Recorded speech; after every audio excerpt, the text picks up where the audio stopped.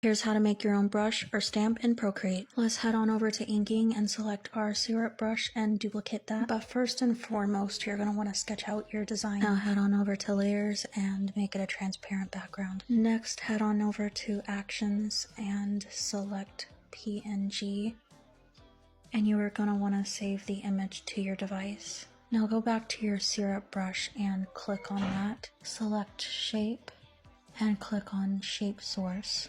And then hit import a photo. Hold up a second, I got it, there we go. And then you select the photo that you recently saved. Then we have that. Alright, click done. Done. Now go up to stroke path and put your spacing at 100%. Now go down to properties and adjust the brush size however you want it. And then you have the option to go down to about this brush and name the brush. Now turn your background on and bam, that's all.